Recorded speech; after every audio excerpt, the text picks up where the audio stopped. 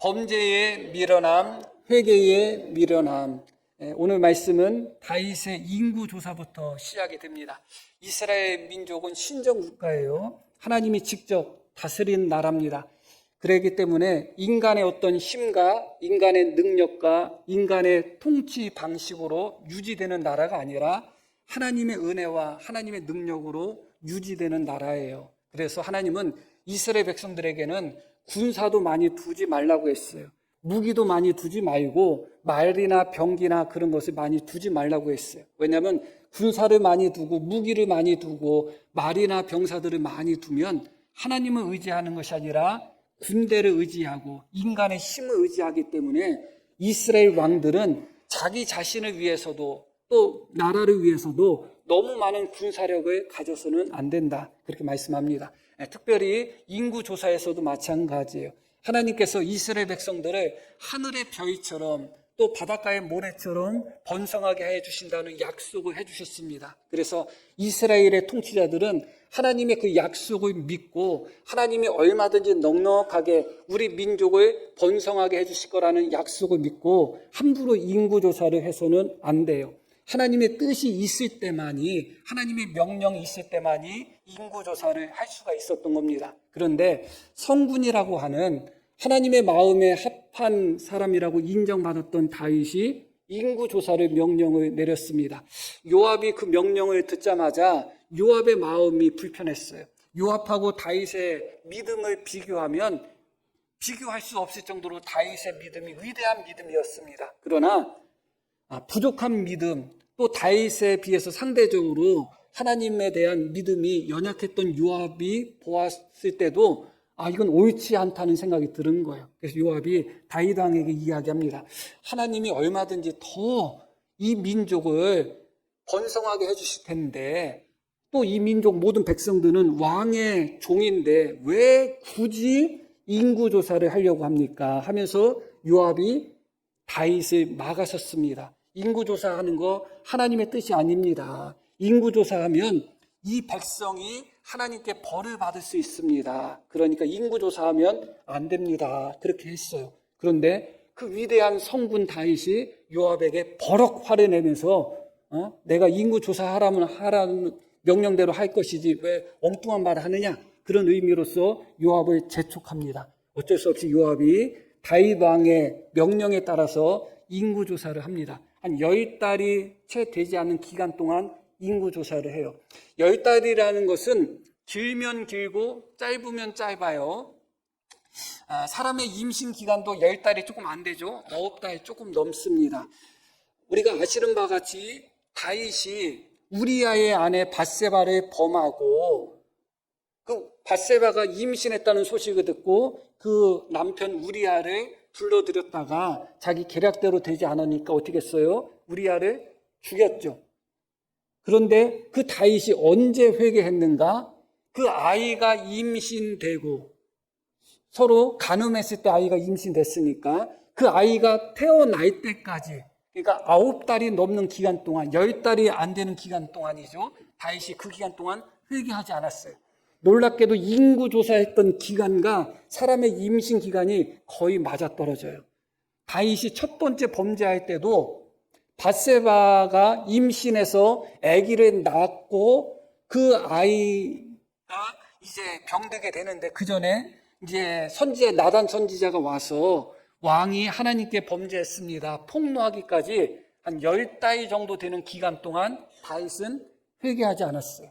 너무 놀랍죠? 어떻게 그랬을까? 오늘 말씀도 마찬가지예요. 한 10달이 조금 되지 않는 기간 동안 인구조사했는데 얼마든지 그 기간 동안 다윗은 내가 잘못했구나, 그렇게 뉘우치고 회개하고 인구조사하는 것을 멈추게 할 수도 있었어요. 그러나 그러지 않았어요. 끝까지 인구조사를 다 하도록 하고 인구조사를 마치고 보고를 들은 상태에서 그때 회개를 했어요. 조금 계산적인 회개라는 느낌도 들고 뭔가 부족한 회개라는 느낌도 듭니다. 다윗이 왜 인구조사를 했는가? 여러 가지 이유가 있겠죠. 군사력을 확인하고자 하는 마음도 있었을 테고 자기가 얼마나 통치를 잘해가지고 이 민족이 이만큼 번성했는가를 확인하고자 하는 자기 교만, 자기 자랑, 자기 허영, 그런 마음이 아마 강했을 것입니다. 내가 왕이 되고서 이 나라가 이렇게 번성했네? 뿌듯했겠죠. 사울이 왕이 때는 우리나라가 흔들흔들하고 백성도 몇 명이 안 됐는데 내가 왕이 돼서 국토도 넓어지고 백성들도 막 번성하고 한번 확인해보자 하는 자기 교만, 자기 자랑, 자기 허영에서 나온 그런 인구조사였어요. 그렇기 때문에 하나님이 당연히 기뻐하지도 않고 요압도 제3자의 입장으로 볼 때도 잘못됐다고 생각한 것이죠. 그런데 말씀드렸듯이 10달이 가까운 기간 동안 인구조사가 이루어졌지만 다윗은 얼마든지 그 순간에 결단하고 회개하고 멈출 수 있었지만 그러지 않았다는 것, 그게 중요하죠. 사실 제 자신을 놓고 봐도 보면 우리가 알고 지은 죄, 모르고 지은 죄 그렇게 이야기합니다. 그런데 모르고 지은 죄는 어떻게 하겠어요? 그리고 모르고 지은 죄는 그렇게 많지도 않습니다. 알고 지은 죄가 많아요. 대부분 알고 지었다고 해서 다 고의적인 죄라 또 할 수는 없지만, 그런데 알고 짓는 죄들의 특징은 뭐냐? 죄를 알고 짓기 때문에 예수님을 믿는 사람들은 마음이 괴로워요. 죄를 짓는 과정 속에서 괴로운데, 그런데 괴로워도 회개를 안 해. 회개하면 죄를 안 져야 되니까 일단은 죄를 질 때까지는 괴로워해요. 그리고 짓고 나서 죄를 짓고 나서 그때 회개한단 말이죠. 그런 회개가 과연 하나님 앞에 진실한 회개인가를 생각하게 되는 거예요. 다윗도 마찬가지예요. 10개월이라는 그 기간 동안 얼마든지 중간에 멈출 수 있는 기간이 있었음에도 불구하고 멈추지 않고 있다가 인구조사 다 끝내고 다윗 왕에게 보고를 하고 그것으로 말미암아 하나님의 진노가 임하니까 그때 비로소 다윗이 하나님 앞에 회개하는 장면이 나옵니다. 한번 오늘 말씀 8절 말씀부터 보겠습니다. 다윗이 하나님께 아뢰되 내가 이 일을 행함으로 큰 죄를 범하였나이다. 이제 간구하옵나니 종의 죄를 용서하여 주옵소서. 내가 심히 미련하게 행하였나이다 하니라. 다윗이 뭐라고 하나님 앞에 기도하고 회개하죠? 내가 이것을 행함으로 말미암아 하나님 앞에 큰 죄를 범했습니다. 이제 주님 청하오니 간구하옵나니 종의 죄를 용서하여 주십시오. 내가 하나님 앞에 심히 미련하게 행하였나이다. 어때요? 다윗의 이 회개하는 기도 이 정도면 괜찮은 것 같나요? 괜찮은 것 같습니다. 하나님 앞에 자신의 죄를 솔직하게 인정하잖아요. 내가 큰 죄를 범했습니다. 작은 죄도 아니고 큰 죄를 범했습니다. 하나님 앞에 내가 미련한 짓을 했습니다. 신앙적으로 바보 같은 짓을 했습니다. 해서는 안 되는 짓을 했습니다. 그러니 종의 죄를 어떻게 하여 주십시오? 용서하여 주십시오. 이렇게 기도했습니다. 이 정도 기도만 해도 참 훌륭하다는 생각이 듭니다. 하나님 앞에 우리가 회개할 때 때로는 솔직하게 회개하지 못할 때도 있고 또 회개 기도하지 못할 때도 있고 그렇습니다. 그런데 앞부분에서도 말씀드렸듯이 진짜 회개는 과정 속에서 해야 돼요. 마친 후에 하는 회개는 은큼한 회개예요. 이미 다 누릴 거 누리고 재미 보고 다 재미 보고 즐길 거 다 즐긴 다음에 하나님 잘못했습니다. 이게 어찌 하나님 앞에 연락될 수 있겠어요. 그래서 진정한 회개는 과정 속에 있을 때 내 마음에 가책이 있을 때 그때 하는 회개입니다. 그러나 다윗은 조금 시점은 늦은 것 같지만 그래도 하나님 앞에 솔직하게 내가 큰 죄를 범했습니다. 용서해 주십시오. 내가 하나님 앞에 너무 미련했습니다. 이렇게 기도합니다. 그때 이제 하나님의 선지자 갓에게 하나님께서 응답하시는데 가서 다윗에게 전하라는 거예요. 무엇을 전하냐면 하나님께서 형벌을 3가지를 보여주실 거라는 거예요. 그 3가지 중에 다윗이 마음대로 선택하도록 하라. 네가 선택한 것을 내가 그 형벌을 내리겠다. 그렇게 말씀한 겁니다. 이 부분을 볼 때 다윗의 회개가 조금 부족했나 하는 생각도 하게 돼요. 하나님께서 다윗이 용서하여 주십시오 했는데 하나님께서 다윗에게 너에게 형벌 3가지를 선택권을 주겠다. 그렇게 말씀하셔요. 물론 다윗의 회개가 부족하지 않았는지도 몰라요. 그러나 또 한편으로는 부족했을 수도 있다 하는 생각을 하게 됩니다. 여하튼 중요한 것은 용서하여 주십시오 했지만 하나님은 거기서 알았다 하고 끝난 것이 아니라 그래도 잘못했으니 형벌은 받아야 돼. 하나님의 심판은 받아야 돼. 하면서 대신 너에게 선택권을 주겠다. 세 개 중에 하나를 선택하라고 말씀을 하셔요. 그 세 가지가 우리가 잘 아시는 바와 같이 12절에 나옵니다. 한번 볼게요. 혹 3년 기근이든지 혹 내가 석 달을 적군에게 패하여 적군의 칼에 쫓기 일이든지 혹 여호와의 칼 곧 전염병이 사흘 동안 이 땅에 유행하며 여호와의 천사가 이스라엘 온 지경을 멸할 일이든지 라고 하셨나니 내가 무슨 말로 나를 보내신 이에게 대답할지를 결정하소서 하면서 세 가지를 이야기합니다. 한 가지는 뭐예요? 3년 동안 이스라엘 땅에 기근이 찾아오는 것. 또 하나는 뭐예요? 3달 동안 다윗 왕이 원수한테 적군한테 쫓기는 것. 죽는 건 아니고 그냥 쫓기는 일이에요. 또 하나는 뭐예요? 3일 동안 이스라엘 땅에 전염병이 임하는 것입니다. 이 세 가지 선택 중에 가장 강력하고 가장 무서운 심판이 어떤 건가요? 첫 번째, 두 번째, 세 번째 중에 세 번째예요. 왜 세 번째인가? 다시 한번 앞부분 봐요. 12절부터. 혹 3년 기근이든지 그냥 담백해요. 그렇죠? 3년 기근이든지 아니면 내가 석 달의 적군에게 패하여 적군의 칼에 쫓기 일이든지 조금 설명은 됐지만 그냥 이 두 번째는 다윗 이스라엘 백성하고는 상관없이 다윗이 적군한테 쫓기는 일이에요. 그리고 세 번째 한번 봐요. 뭐라고 나오느냐?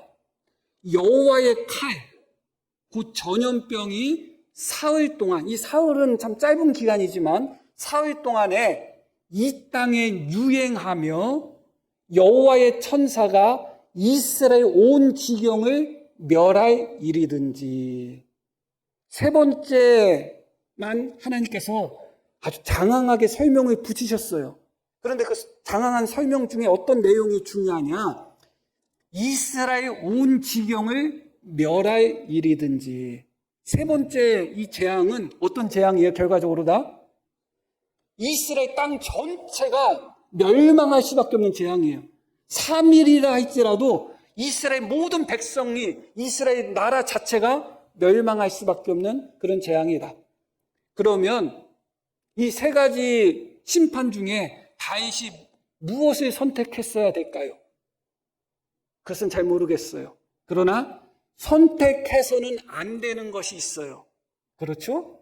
무엇을 선택하면 안 돼요? 최소한 온 이스라엘 전체가 멸망하는 것을 선택하면 안 돼요. 최소한. 하나님이 다윗에게 힌트를 주신 거예요.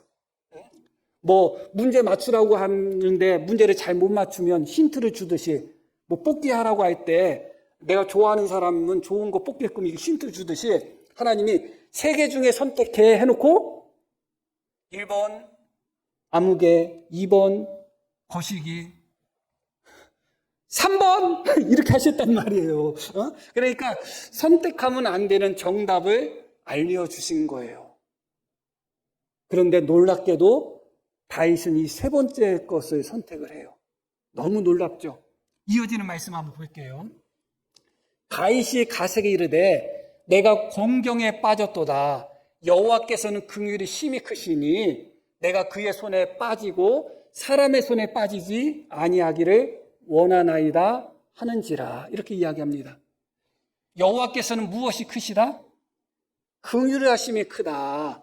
그래서 내가 그의 손에 빠지고 사람의 손에 빠지지 않겠다고 이야기합니다. 사람의 손이라는 것은 무엇을 의미하는 거예요? 다윗이 대적에게 쫓기는 것을 의미해요. 그리고 여호와의 손은 여호와께서 직접 내리시는 재앙을 의미하는 겁니다. 그러니까 전염병을 의미하는 거예요. 그리고 기근은 자연재해이기 때문에 결국 모든 것은 하나님께서 통치하시는 것이지만 그럼에도 불구하고 이 다윗은 여호와의 긍휼하심을 의지하는 마음으로 나는 사람의 손에 빠지지 않고 하나님 손에 빠지겠습니다 하면서 세 번째 재앙을 선택해요. 그런데 세 번째 재앙을 선택한 결과가 무엇인가? 이어지는 말씀 보겠습니다. 이에 여호와께서 이스라엘 백성에게 전염병을 내리심에 이스라엘 백성 중에 죽은 자가 7만 명이었다. 그리고 아직 진행 중이에요. 진행 중. 순식간에 이스라엘 백성들이 7만 명이나 죽었어요. 자기가 좀 자랑하고 자기가 영광받고 칭찬받으려고 인구조사 해놨는데 인구조사 하자마자 하나님의 전염병 재앙으로 말미암아 한순간에 7만 명이 죽었어요. 실제로 하나님께서 말씀하신 것처럼 온 지면을 멸망시킬 재앙인 것이 여기서 분명하게 확인이 된 겁니다. 제가 여기서 드리고 싶은 첫 번째 말씀은 무엇인가? 다윗이 여호와의 긍휼하심을 의지하여 나는 하나님 손에 빠지겠습니다 하면서 이 세 번째 재앙, 전염병을 선택한 것이 과연 잘한 선택인가 하는 거예요. 다윗은 하나님의 긍휼하심을 나는 믿고 의지한다고 했습니다. 그래서 대부분의 학자들, 대부분의 목회자들은 다윗이 이 결정을 신앙적인 결정이라고 보는 거예요. 하나님의 긍휼하심을 신뢰하는 신앙적인 결정. 그러나 저는 물론 하나님의 긍휼하심을 다윗이 의지했기는 하지만 그러나 그렇지 않았을 가능성이 크다고 봅니다.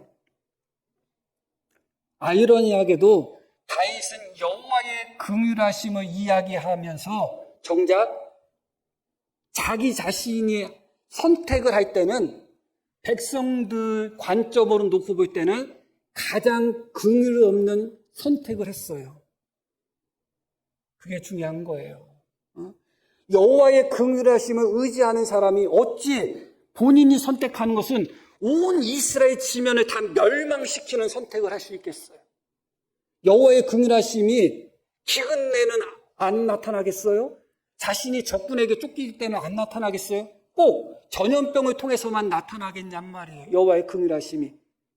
여호와의 긍휼하심을 이야기하고 믿음의 결단처럼 보는데 그러나 결과적으로 그 긍휼하심으로 말미암아 죽고 당하고 고통당한 사람들은 백성들이에요. 범죄는 누가 했는데? 범죄는 다윗이 했죠. 인구조사는 다윗이 했습니다. 영광은 누가 받았어요? 다윗이 영광 받았죠. 그런데 그것으로 말미암아 다윗의 선택으로 말미암아 다윗의 선택은 나는 하나님을 믿습니다. 신뢰합니다. 나는 하나님의 긍휼하심을 믿습니다. 그렇게 신앙적으로 그렇게 포장되었지만 그 신앙적인 선택 때문에 죽은 사람은 누구예요? 백성들이 죽은 거예요. 멸망한 데는 어디예요? 이스라엘 땅이 멸망하고 있는 거예요. 어찌하여 하나님의 긍휼하심을 의지하는 사람이 정작 본인은 가장 긍휼함이 없는 선택을 했을까를 생각하게 됩니다. 정상적으로 다윗이 회개를 한 것이라면 이 선택에 있어서는 다윗이 두 번째를 선택해야 돼요. 첫 번째는 기근이 찾아옵니다. 이 기근은 이스라엘 땅 전체에 찾아오기 때문에 이 고통을 누가 당해요? 이스라엘 백성 전체가 당하고 기근이 찾아올 때 다윗은 왕이기 때문에 본인은 괜찮을 거예요. 세 번째는 전염병이 찾아오는데 하나님께서 다윗에게 이 전염병을 말씀하실 때 다윗을 죽이시겠어요? 안 죽이시겠어요? 다윗은 당연히 안 죽어요. 다윗이 죽으면 주인공이기 때문에 이야기가 안 돼요. 누가 죽어요? 백성들만 죽어요. 두 번째는 적군에게 누가 쫓기는 거예요? 다윗이 쫓기는 거예요. 당연히 원인을 제공한 사람이 책임을 져야 되는 거죠. 하나님 앞에 진실한 회개였다면 다윗은 두 번째를 선택해야 돼요. 내가 적군에게 쫓기겠습니다. 그걸 선택했어야 되는 거예요. 겉으로 나는 하나님을 신뢰하고 하나님의 긍휼을 믿는 것처럼 아주 믿음의 말처럼 하지만 그 믿음의 선택처럼 보이는 결과가 다윗 혼자만 안전하고 백성들은 다 죽어나가는 선택이에요. 그게 어찌 믿음의 선택이고 긍휼의 선택이라 할 수 있겠어요? 이 쫓기는 것에 대해서 우리가 잠깐 생각해 보면 다윗은 참 도망을 많이 다녔던 사람이에요. 다윗이 첫 번째 도망 다녔을 때가 언제였는가? 사울 왕을 피해서 도망 다녔어요. 얼마 동안 다녔는지 아셔요? 최소한 7, 8년에서 10년을 도망 다녔어요. 엄청나죠? 그런데 하나님이 지금 다윗에게는 무엇을 제시하시냐면 석 석 달을 제시하는 거예요. 30년도 아니고 3년도 아니고 사울 왕을 피해서 10년 가까이 도망 다녔던 다윗을 향해서 내가 잘못했어. 그런데 네가 잘못한 것으로 인하여 10년, 20년 적군에게 피하여 도망 다니는 그런 징계를 내리지 않고 석 달만 피하면 돼. 석 달만 도망 다니면 돼. 그러면 당연히 이것을 선택했어야죠. 이미 석 달 동안 도망 다닌다는 그 기간 자체에서 하나님의 자비하심이 있는 거예요. 그때 만약에 다윗이 내가 잘못했으니 내가 적군에게 쫓기는 것을 선택하겠습니다 했다면 하나님이 다윗을 이쁘게 보셨겠죠. 그래?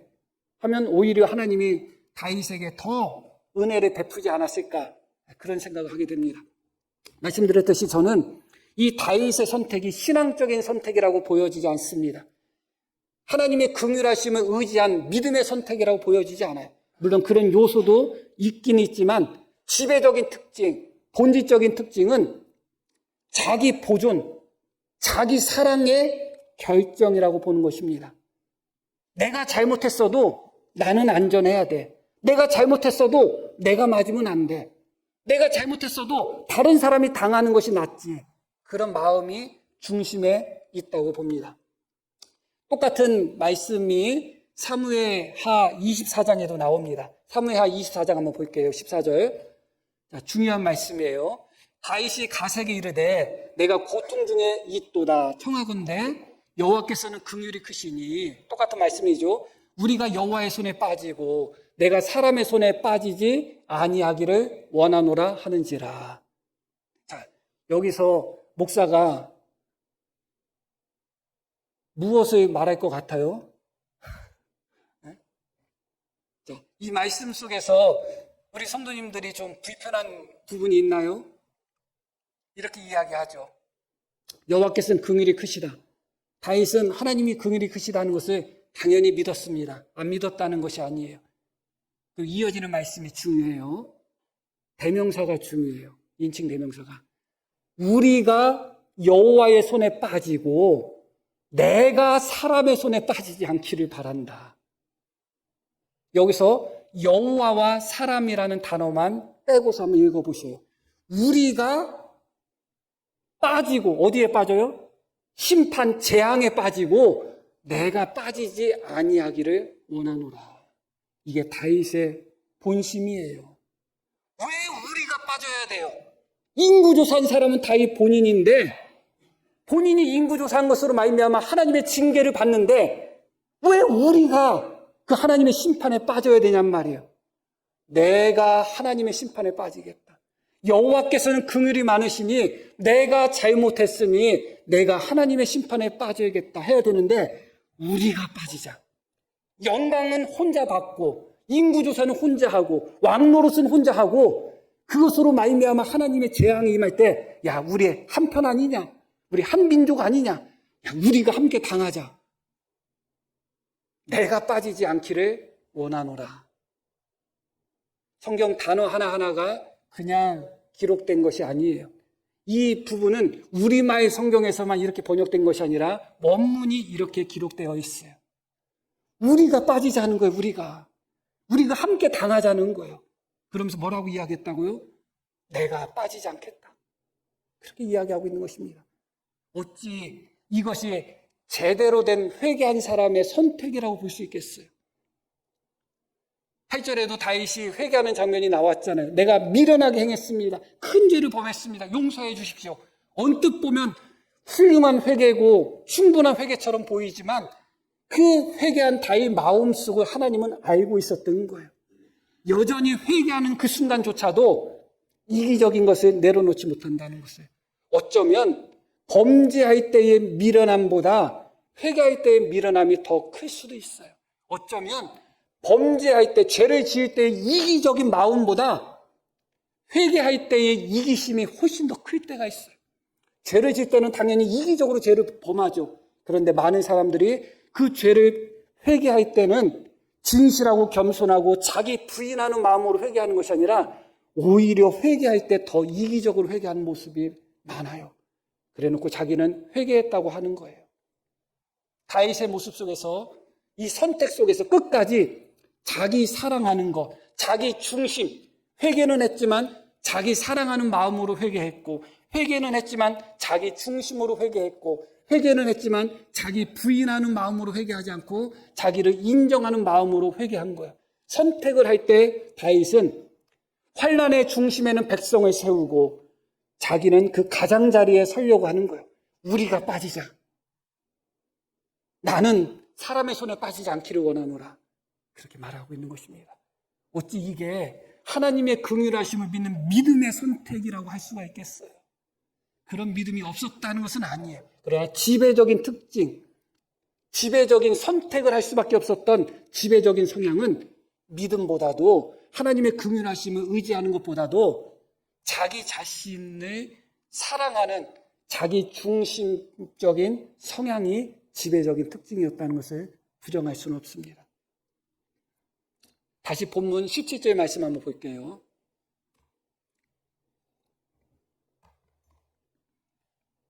하나님께 아뢰되 이것은 7만 명이 죽은 후에, 그런 후에 여호와의 천사가 예루살렘을 멸망시키려고 하는 직전에 하나님이 멈추라고 했거든요. 멈추라고 했는데 그 순간에 다윗의 눈에 천사의 칼이 보인 거예요. 하나님의 칼이.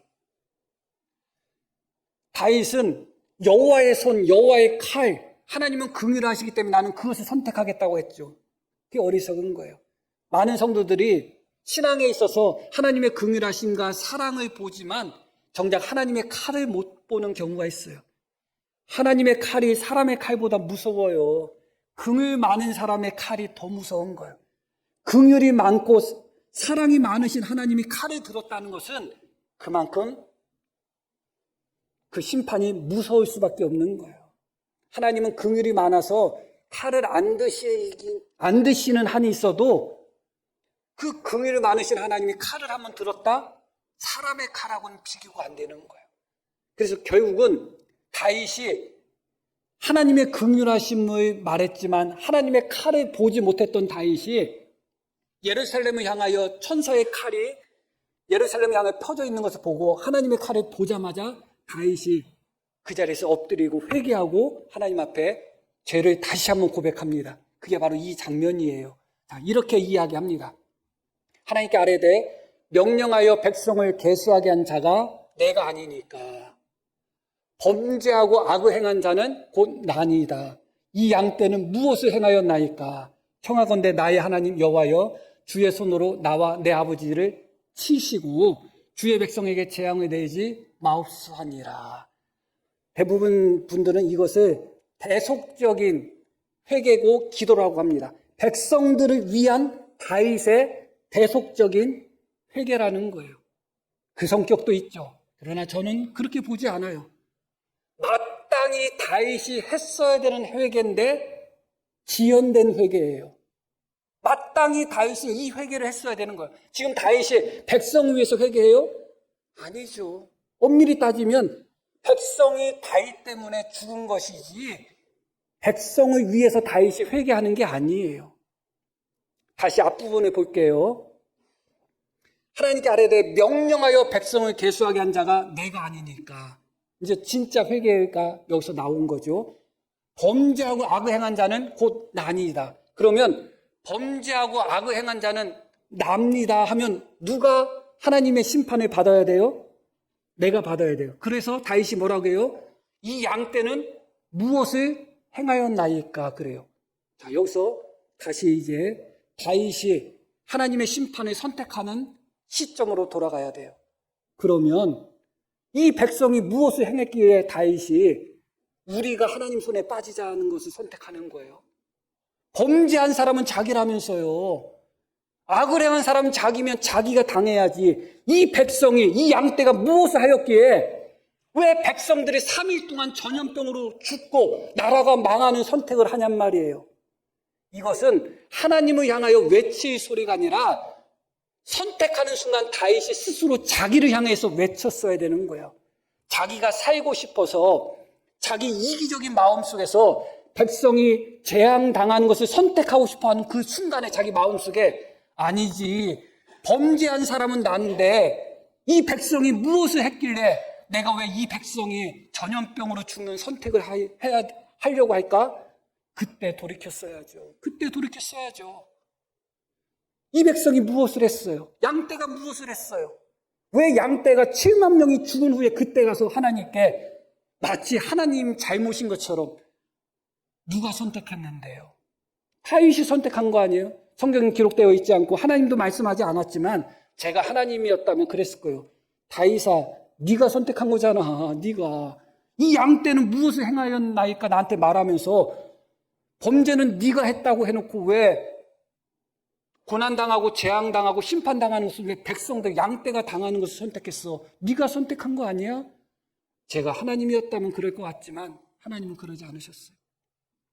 어떻게 생각하시나요? 하나님의 긍휼하심을 이야기하면서 나는 하나님 손에 빠지겠습니다 했던 것이 정말 믿음의 결단, 의로운 결단, 하나님의 긍휼을 믿는 정말 잘된 결단이고 선택이라고 보여지나요? 아니면 회개하는 그 순간까지도 철저하게 이기적인 마음 속에서 자기 중심 속에서 자기를 보호하고 자기를 방어하고자 하는 그런 선택이고 그런 회개였다고 생각이 드나요? 본문은 전자를 말하지 않는 것 같아요. 본문은 후자를 말하는 것 같습니다. 다윗의 선택은 하나님을 믿었던 믿음도 있었고 하나님의 긍휼을 의지했던 그런 믿음도 있었던 것은 분명합니다. 그럼에도 불구하고 그 중심에는 무엇이 있었는가? 자기 사랑, 자기를 보호하고 자기를 지키고 자기를 아끼고 그 자기 중심, 자기 인정이 그 안에 가득했던 거예요. 인구조사 왜 했어요? 자기 영광 때문에, 자기 허영 때문에, 자기 교만 때문에, 자기 자랑 때문에 인구조사한 거예요. 회개할 때 왜 백성들이 고난당하는 것을 선택했어요? 자기가 고난당하는 것을 선택 안 하고 자기 보호, 자기 안전, 자기 안위, 자기 생존 때문에 그것을 선택한 거예요. 끝까지 회개하는 순간까지도 자기 중심에서 벗어나지를 못한 거예요. 그래서 예수님께서 제자들에게 하신 말씀이 뭐예요? 누구든지 나를 따라오려거든 자기를 부인해야 된다는 거예요. 신앙의 AD와 BC는 언제 나누어지는가? 내가 예수님을 믿는 순간에 AD와 BC가 나눠지지 않아요. 내가 나를 부인하는가? 아니면 나를 위하여 하나님을 믿는가? 그 기준점이 분기점이 되고 AD와 BC를 나누는 거예요. 10년, 20년, 30년을 믿어도 여전히 그 믿음의 중심에 내 자신이 있는 사람이 있어요. 언제나 내 사랑이 가장 중요하고 언제나 나가 가장 중요한 사람이 있어요. 50년, 60년을 믿어도 그 신앙은 더 이상 자라지를 않습니다.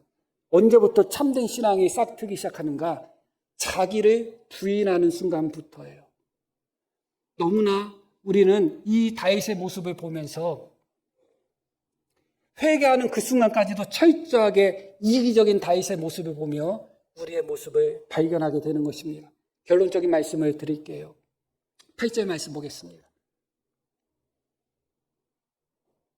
다윗이 하나님께 아뢰되 내가 이 일을 행함으로 큰 죄를 범하였나이다. 이제 간과옵나니 종의 죄를 용서하여 주옵소서. 내가 함께 읽을게요. 심히 미련하게 행하였나이다. 세상의 지혜와 믿는 사람의 지혜는 달라요. 세상의 지혜는 나를 드러내고 나를 인정받게 하고 내가 높아지고 내가 칭찬받고 내가 안전하고 내가 보호받고 내가 성공하고 내가 돈 버는 것이 세상의 지혜예요.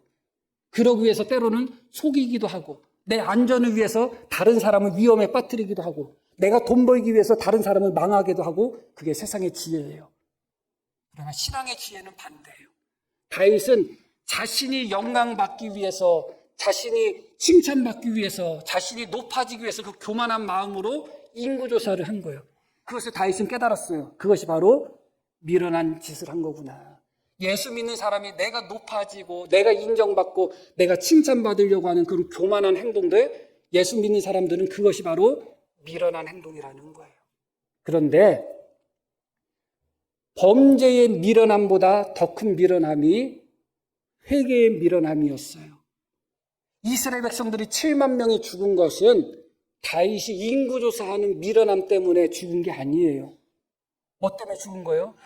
하나님이 선택하라고 했을 때 다윗이 자기 중심으로 자기 살고 백성을 죽는 선택을 한 그 미련한 선택 때문에 7만 명이 죽은 거예요.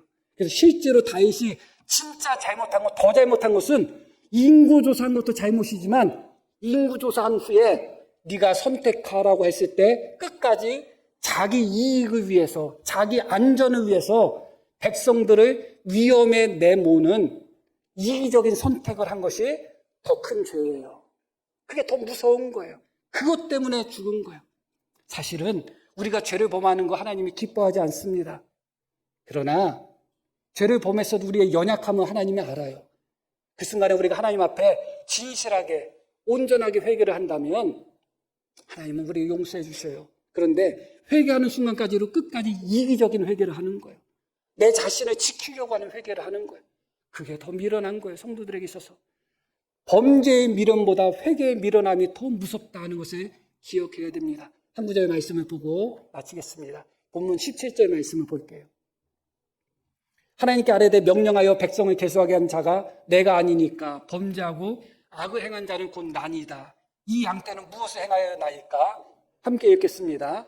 청하건대 나의 하나님 여호와여 주의 손으로 나와 내 아버지 집을 치시고 주의 백성에게 재앙을 내리지 마옵소서. 드디어 지혜로워졌습니다.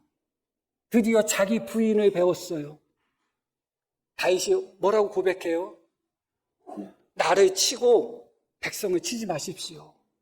그게 자기 부인이에요. 자기를 보호하고 자기를 지키려고 할 때는 나는 사람의 손에 안 빠지고 우리가 빠지자 해놓고 백성들을 다 죽음에 몰아넣는데 다윗이 드디어 자기 부인을 배웠습니다. 하나님 나를 치십시오. 내가 죽겠습니다. 이게 참된 회개 아니겠습니까? 이 단계까지 우리가 자라나가기를 축복합니다. 이 단계를 경험해 보셔야 되잖아요. 기왕 예수님을 믿는데 이 정도 단계까지 경험하셔야지. 예수님을 평생 믿고서도 아랫 단계, 맨날 자기 중심, 자기 이기적인 마음속에 파묻혀 사는 그런 신앙이 아니라 하나님 내가 잘못했으니 나를 치십시오. 자기 부인. 그런 신앙이 우리 모두에게 생겨날 수 있도록 우리 모두의 마음속에 이런 참된 신앙이 자라날 수 있도록 예수님의 이름으로 축복합니다. 자, 우리 들으신 말씀 기억하며 함께 기도하겠습니다.